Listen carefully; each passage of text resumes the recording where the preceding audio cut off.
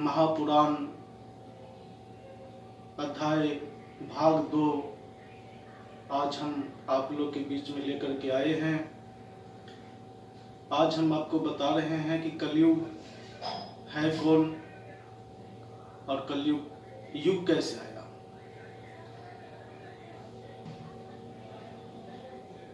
का आगमन जो हुआ ये एक संयोग है।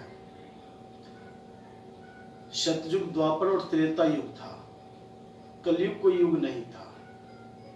जैसे आप देखिए घड़ी के 3 सुई होते हैं, सेकेंड, मिनट और घंटे का।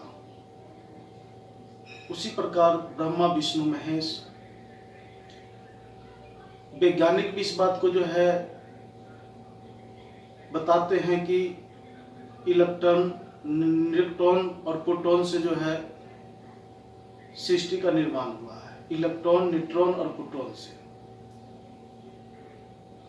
और बिजली की पावर देखिए, 3 फेस होते हैं, 3 लोक है, 3 युग है, 3 ही वचन होते हैं। और इस संसार में पूरे ऑल ओवर वर्ल्ड में 3 ही प्रकार की ब्लड ग्रुप है इंसान के पास। पूरी संसार के इंसान के 3 ही ब्लड ग्रुप है और 3 ही प्रकार की जो है मनुष्य की जन्म है। आदमी, औरत और किन्नर। चौथा मनुष्य का कोई स्वरूप नहीं है। ये सब हम इसलिए बता रहे हैं आप लोगों को क्योंकि ये संसार की उत्पत्ति कैसे हुआ, ये संसार में जो जितने भी पावर शक्ति है इसका विस्तार कैसे हुआ और 3 ही लोक क्यों हैं, स्वर्ग लोक, मृत्यु लोक और पाताल लोक। 3 ही देवताओं जो है ब्रह्मा विष्णु महेश संसार के रचयिता बताए गए हैं। और इन तीनों ही देवताओं ने 3 युग बनाया, सतयुग, द्वापर और त्रेता। कलयुग कोई युग नहीं था, कलयुग एक संयोग से बना है। तो आइए हम जानते हैं कलयुग के बारे में, कलयुग की गाथा के बारे में। समुद्र मंथन आप सभी ने ग्रंथों में पढ़े होंगे। समुद्र मंथन से जो है 18 रत्न निकले थे। उसमें से जो है इस पूरी ब्रह्मांड में इतिहास गवाह है, ग्रंथ गवाह है कि देवता और दानव ने समुद्र मंथन के दौरान ही संधि किया था। और समुद्र मंथन से जितने भी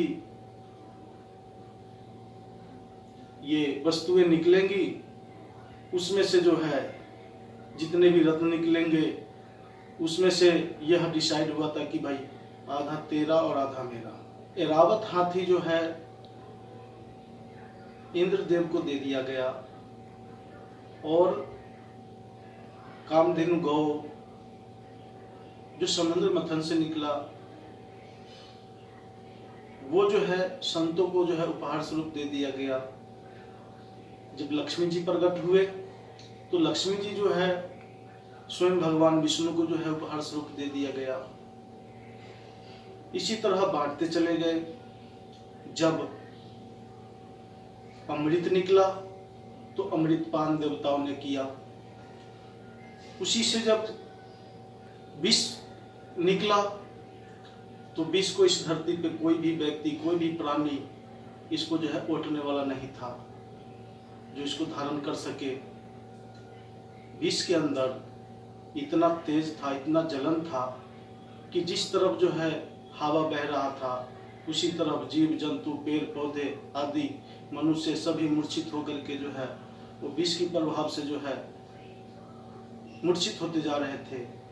जैसा प्रतीत हो रहा था कि पूरी सृष्टि खत्म हो जाएगा। तो इस विषम संकट घड़ी को देखते हुए सभी देवता, दानव आदि स्वयं भोलेनाथ के पास गए और भोलेनाथ से आराधना करने लगे कि हे भोलेनाथ, ये संसार के ऊपर जो है बहुत बड़ा संकट आ गया है। इस समुद्र मंथन से जो है, ये जो समुद्र मंथन से विष हलाहल निकल गया है, जिससे पूरी संसार सृष्टि जो है खत्म होने के कगार पे है। भोलेनाथ जल्दी करिए कोई उपाय, नहीं तो सृष्टि खत्म हो जाएगी। भोलेनाथ बिना समय गमाए, अब नहीं देखे तब नहीं देखे, और बिना समय गमाए उन्होंने जो है संसार बचाने के लिए जो है वो विष हलाहल पीने के लिए जो है निकल पड़े। जब भोलेनाथ विष पान कर विष का जो है पीने लग गए प्याला, तो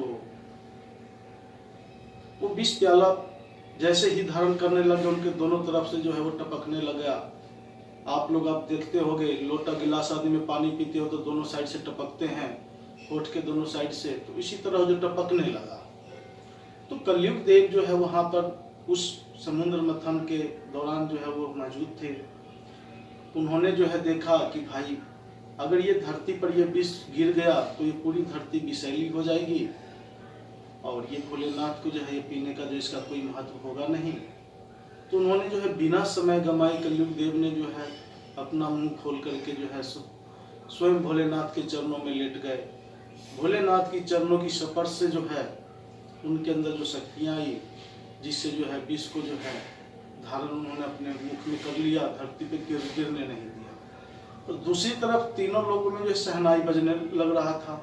भोलेनाथ हलाहल पीने लग गए, संसार के संकट टलने लग गए, भोलेनाथ हलाहल पीने लग गए। इस तरह की शहनाई वादन मृदंग तीनों लोगों में जो है उत्सव मन रहा था कि भाई भोलेनाथ हलाहल पीने लग गए, संसार की संकट टलने लग गए। कि पूरे संसार की में जो संकट आया था ये संकट खत्म हो रहा है। इस उपलक्ष्य में जो ये उत्सव मन रहा था। तो कलयुग देव जब भोलेनाथ जो है वो विष हलाहल पी करके विष पान करके जब चले गए, तो कलयुग देव कहते हैं कि भैया ठहरो ठहरो ठहरो, मैंने इस धरती पे जो है ये विष हलाहल गिरने नहीं दिया, नहीं तो ये पूरी धरती आज विषैला हो जाता।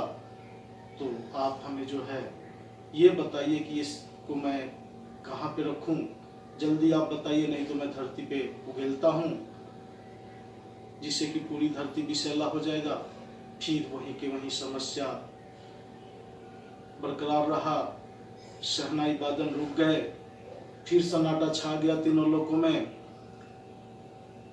तो सभी हलचल मच गया देवी देवता में कि भाई समस्या तो वहीं के वहीं है।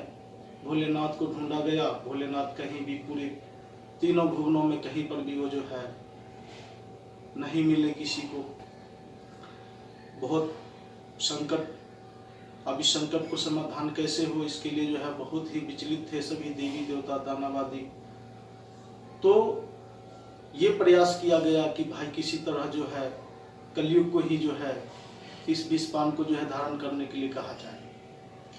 तो कलयुग देव को कहा गया कि हे कलयुग देव, आपकी बहुत मेहरबानी, बहुत धन्यवाद, आपने जो धरती पे ये विष हलाल नहीं गिरने दिया। कृपया करके हम सब की इच्छा है कि आप जो है इसको अपने खुद धारण कीजिए। कलयुग देव कहने लगे भाई मैं क्यों धारण करूं, मैं तो निकम्मा हूं, नालायक हूं, बेकार हूं, किसी काम का नहीं हूं। ये बात आप लोग हमें कह के ताना दे दे करके हमें जो है हमेशा देते रहे। तो मेरे मन में भी ख्याल आया कि भाई मैं कुछ ऐसा जीवन में करूं जिससे कि मेरा भी नाम हो, मैं भी कुछ करना चाहता हूं। तो इसीलिए जो है मैं आप सबकी ताना बाना सुनने के कारण जो है मैं भाई संसार बचाने के कुछ काम आ जाऊं।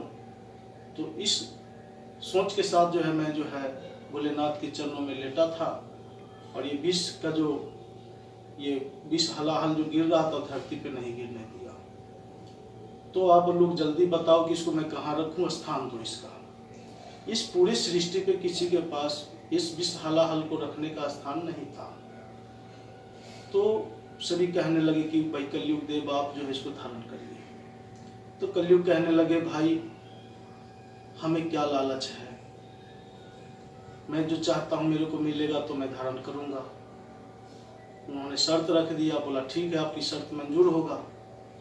तो कहने लगे कि भाई मैं भी अपना एक युग चाहता हूं, मैं भी कुछ करके दिखाना चाहता हूं इस सृष्टि पे, इस संसार में। कि भाई मैं भी कुछ कह सकता हूँ, कर सकता हूँ।